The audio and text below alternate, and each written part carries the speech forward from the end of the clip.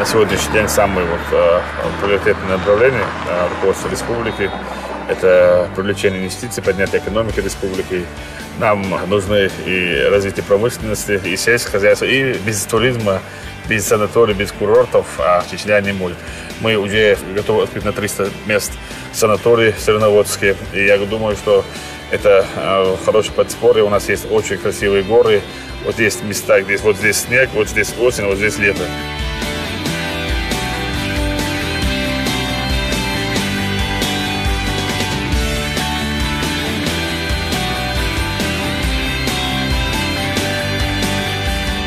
Мы сегодня восстановили республику, сформированы все ветви власти, мы построили новую экономику, мы развиваем экономику республики. И я думаю, что каждый день мы открываем новые объекты. Вот в этом году более 7-8 тысяч рабочих мест создали. Мы открыли предприятия, открыли там торговые, развлекательные центры, открыли заводы, фабрики.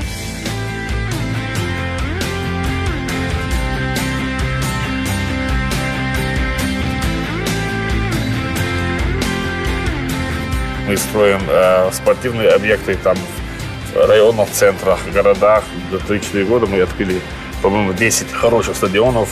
Я думаю, что Республика Чеченская будет всем интересна. И к нам будет приезжать, и у нас будут проводить все международные форумы, экономические, культурные, спортивные. Это такой будет регион России, там, значит, самый приятный. Сейчас азан, надо нам послушать азан.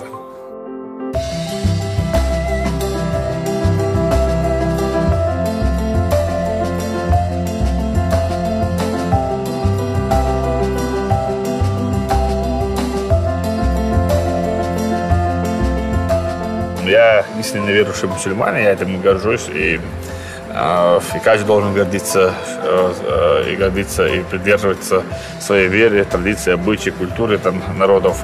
Мы в свое время потеряли все это и получили ваххабизм, терроризм, экстремизм.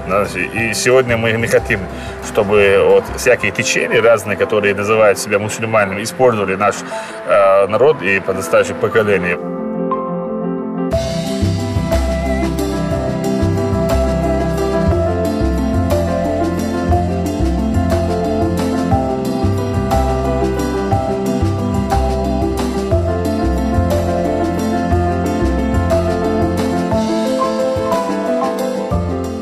Я говорю, что я сын своего народа.